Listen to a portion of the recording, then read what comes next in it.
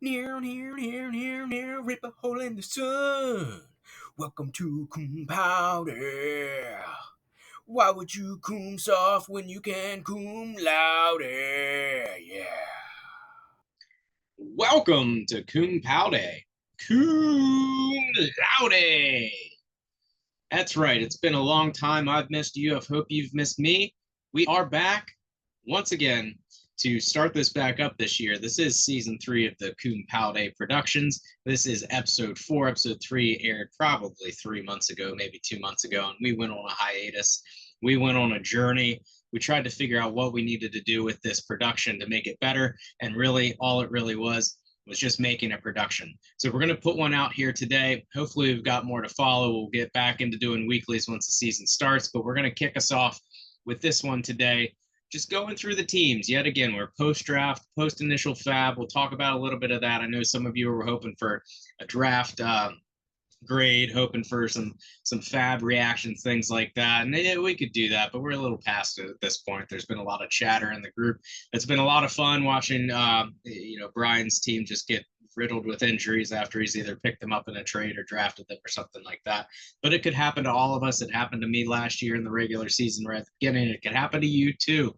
And that's going to be a big theme here as we go through each team with how vulnerable your teams might be to injury. If you get injured, you may not be able to compete, kind of thing. So what we're going to do is we're going to start at the bottom from how we finished up last year, and we're going to go all the way to the top, to that one person at the top that just keeps on winning.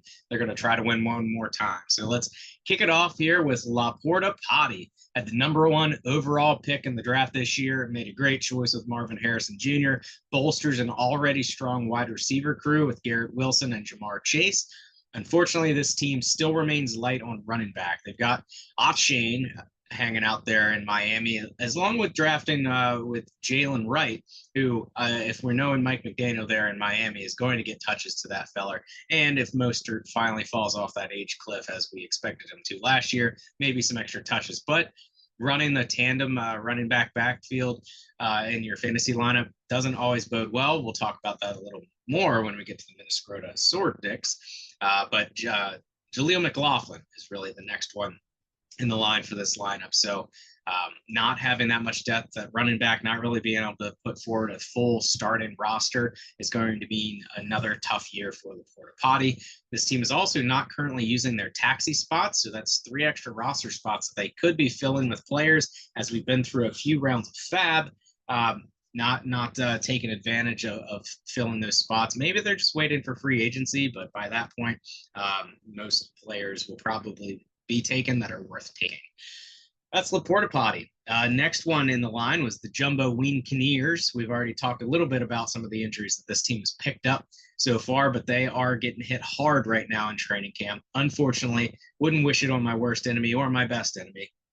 But this team, solid wide receiver play, picked up Malik Neighbors, has George Pickens and Jordan Addison, whose injury should not be serious, but still missing that final flex spot. Chuba Hubbard, I think this team owner thinks Chuba is the answer. Got Jonathan Brooks coming in there behind. Also still have Miles Sanders there. I think Miles Sanders might have been traded. Miles Sanders has gone off the radar. But yeah, when you're running with Chuba Hubbard, you don't really have a full starting lineup, just like Laporta Potties. So the big question is this team rebuilding or not rebuilding? It seemed like they're rebuilding. They've got 2 first-round picks next year. They just got rid of their own first-round pick and some trading with the ultimate rebuilder in John's Bussy. Not sure what's going on there, but he's a man with a plan. Panama Canal. We're going to move to John Wilkes Tooth. This team is looking better than how they performed last year. They've got Jonathan Taylor Thomas coming in there to get a full year. Had injuries at the beginning of last year, so a full year with Jonathan Taylor. Kieran Williams kind of came out of nowhere, and they're going to get a full start there in Los Angeles. They've got good, strong wide receiver depth. And right now they're running a 2 tight end set. So that's always a good sign if you feel like you've got strong enough tight end play that you can start them both, having some options in your flex. And this team, the final flex spot, they've got the players to put in there, but it feels like they're going to have to make a weekly decision. So just got to make sure they make the right decision, and this will be a formidable team moving forward. Looking at John Wilkes Tooth having a rebound year this year.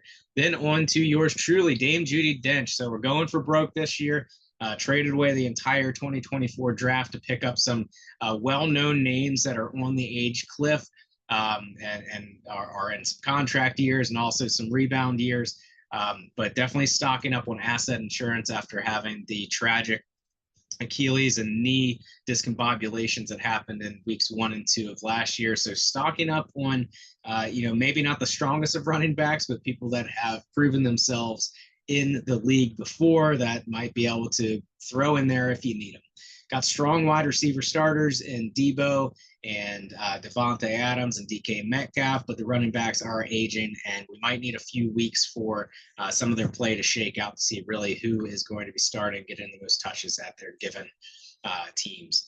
So this could be a situation where this team gets into struggling in the first couple of weeks, and we got fire sale if it doesn't go well. Otherwise, we're just ride or die trying to get a championship and then fall maybe into some rebuild action. Then we're moving on to all hail ESPN. This team does not have much depth at all. They are riding on the high from the win in the inaugural not sleeper, but our dynasty first year go around. They won it all, and they haven't really done too much to stay young with this league. So they've been riding on the shoulders of Cooper Kupp and Patrick Mahomes as long as they can. Same running backs with David Montgomery and Singletary. Montgomery is going to continue to lose touches to Jahmyr Gibbs, and Singletary in a new home in the Giants is probably going to start sharing some of that with some of the rookies out there. And, one injury could really rock the whole season for this crew.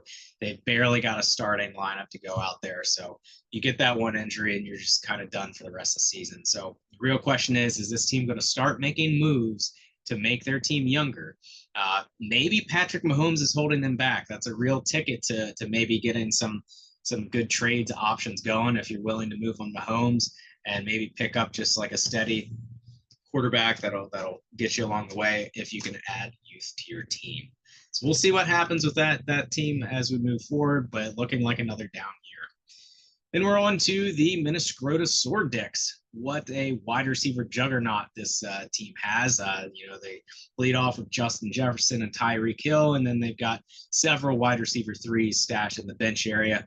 The running back do have a little bit of question marks. We're going with Najee Harris, who's just fallen down quite a bit, and then Jalen Warren, both in Pittsburgh. So we'll see. Right now, they're both starting. We'll see if that's the strategy moving forward. If we want to see the Steelers with Big Chef Russ Wilson getting in there, whether it's going to be a handoff situation or if they're going to start throwing the ball a lot more. Something to look for hiding on this team's roster on the bench is Tyjae Spears, who will probably overtake that spot in Tennessee. So looking like maybe the running back questions won't be too bad, but Javonte Williams is also starting to fall down a little bit in promise for that young running back as well. The thing about this team is that between the quarterback and those top two wide receivers, that alone can beat you just with how many points that those three individuals can put up on their own. So Minnesota looking like they want to bounce back. They're middle of the road last year, dealt with some injuries with Justin Jefferson and TJ Hockenstock. And, they really want to bounce back, and we'll see if they can do that. The next team on the list, come sail away. Is it finally time? They've been rebuilding since we drafted 3 years ago. They really took the advantage of the draft this year when they had so many first-round picks, have made some further moves after the draft, and now has a full starting lineup for the first time in a while. A lot of youth, a lot of talent, as we would have expected. 3 tight ends that could really do damage. Definitely going with the 2 tight end set. So the question is this team going to go one more year where they kind of ride towards the bottom and leverage the extra draft picks that they do have in 2025? Or are they going to give a go at it? I think they could. They really have that option, but everything would have to fall into place with some of these rookies that they're going to be trotting out there. But there's opportunity finally for the come sale. Still no kicker or defense though, so we'll see. Maybe they'll go kicker or defenseless all year long, and then by the time we get into 2025, the defense don't matter anymore. So really excited to see what the Cum sale brings to the party. Speaking of Cum sales, we've got John's Bussy catching it all coming up next. So this team has officially, very well known, gone into their rebuild. They traded away many of their big names to Dame Judi Dench during last year's draft to get a lot of picks. They've made some other trades in this offseason to gain another first round pick next year. It's looking like this team might have 101 and 102 next year if everything falls the way it looks like it will. Pretty short on running backs right now. Short for sure. They are short on running backs, short-handed and short statured. They traded away Jonathan Brooks. There's some strategy there. Thinking it through, that would have been a great player to have if you were rebuilding, but we're going to let this guy cook. He's either going to rebuild with good young players or he's going to roster the entire Green Bay Packers and, follow Jordan Love to freedom as he will. Next on the list is Dodge City, the Fabsternator. Dropped the biggest fab load we've ever seen in this league to pick up Will Shipley, his boy. Go and get your boy, 103 fab dollars, and he got him. No problem there. This is a complete starting squad with mild flex depth, but it could grow deeper as the season goes on with running back development. There's a couple of running backs on this team that look like they could start to take some timeshare away on their rosters. We saw Dameon Pierce kind of fall down a little bit there in Houston. Maybe there's some opportunity for him to get some more playing time. Again, Will Shipley getting picked up. Looks like he might be able to help out Saquon. But this team's looking for a rebound from last year for sure. They're finally looking nice and solid and complete. They've got a lot of talent, got a lot of young players. I think we see Dodge City really competing again this year. Next on the list is by far still the deepest team in our league. That is Big Dak Energy. It still remains a question how this team has not won a championship yet.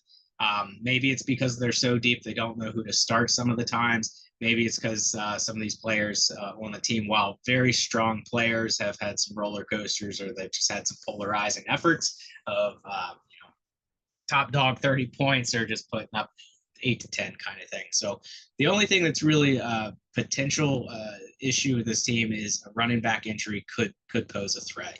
While they are deep and they've got solid young players, they really only have 3 running backs that are going to move that needle right now. There's some young up and comers on this team, but they're going to take a year or two to develop on their teams. So if you get an injury to one of these running backs, it's going to make it tough for bye weeks. It's going to make it tough just to put out a strong starting roster each time. But plenty of wide receiver talent here to make moves, trade within the league, and get that backup running back should you run into an injury situation. And the other key thing to note here, all 3 strong quarterbacks are on the trade block for this team. So if you need a quarterback, I think we talked about that earlier with a team that maybe could use a quarterback in here, or maybe trade down to get a steady quarterback and maybe get some running back options. There are quarterbacks available for the right price, of course. Next on their list is Over the Moon Hammy. They really went hard with some trades over the last year and a half, trying to make the strongest team that they could. They don't have another first-round pick until 2027, but with all the moves they've made, they have really great wide receiver depth. They've got starting wide receivers in the flex all across the board. Again, just like Big Dak, running back injury does pose a threat. They're really only running out there 2 to 3. They've got 3 solid running backs. So again, that's a tough one to go with when you fall off the cliff so hard. You don't have somebody that's at least sharing a backfield with somebody else as like their second running back. So again, stay healthy, and this team is going to compete very well as they did last year. Next, we've got Bergme Dalengold, the Pokemon-themed team. They have what is looking to be like a very high-scoring starting lineup. Every week, this team should be able to put up tons of points. They've got running backs stable early in the season. Some of the running backs, like James Connors, could start to lose some time as the season moves on. We've got Trey Benson that got drafted there in Arizona. Again, as long as they stay healthy, they should be fine. There's some younger talent on this team from a running back perspective that could go the opposite direction where, as the season goes on, they could start to pick up more timeshare with their team, start to develop. So looking good for longevity there with this team. And they're just like a sore dick. Then Beth's healthy twins. The starting lineup is looking very strong again. How did they do it? How has this managed to happen? There's plenty of options with this team with running back. So while they do have some risky players, and Raheem Mostert, yet again, we said it all year last year. When is he going to get hurt? When is he going to get hurt? He never got hurt. Mostert, again, is going to be that risk reward kind of player. And they're in Miami with Ashane and Jalen Wright. They have that luxury that they can move the players in and out, maybe not put as hard of pressure on somebody like Mostert with his age that he can still continue to produce without, putting too many more miles on the legs there. Also got Zach Moss, who looks like he might get beat out for the number one spot there in Cincinnati, but as it stands right now, Zach Moss is going to be the one who is leading the charge in Cincinnati. And again, another consistently high-scoring squad. This team's going to keep putting up points. They've got a fantastic starting lineup. They've got some good options at flex. So look for this team to make another run at the championship. Finally, last but not least, we've got the reigning back-to-back champion going for the three-peat, the Pubic Medusas. Yet again, on paper, the best starting lineup out there. You go through it, and it's just your jaw drops at all the players that this team has managed to collect over the course of 3 years with some savvy trades, just adding one piece at a time. Depth is absolutely an issue. So that is the Achilles heel for this team. If one of those big players, one of those big starters goes down, that could really hurt this team and make them have to scramble a little bit, maybe package some trades to make another push before potentially going towards a rebuild. Now, there are some younger players here. While the average age of this team is 65, there are some younger players still on this team that they'll be able to carry on with moving forward. But as long as this team remains healthy, I think a three-peat is very well an option. So that's our rundown for each team where we're looking at preseason as we've got teams going into preseason games. They're going through training camp. We're starting to get news on players, starting to get depth chart shakeups. We'll get more news coming out in the next couple of weeks before the regular season starts. Excited to see how that goes. We should have another newsletter come out. I know it was a really big popular thing last year when the newsletter released. I think we'll do another go at the regular season predictions. Didn't want to cram that into this one. Really want to sit down, do the analysis, looking at week over week matchups, and we'll come at you with where you are going to end in the regular season standings and see how we do this year. It did not go well last year. I think we had Beth's healthy twins going 1-13 last year, and they ended up in the championship round. So we're going to do better this year. I think we will. Looking forward to getting the Paude going back again. I think a lot of you are as well. Just got to carve out that time to make it happen and keep fabbing week over week until the regular season starts. Players are going to be fab only.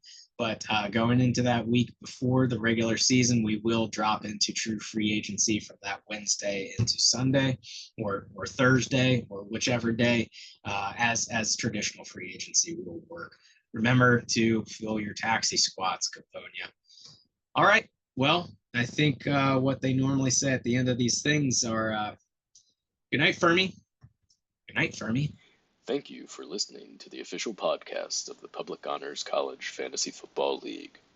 Cum quickly, cum often, and cum loud.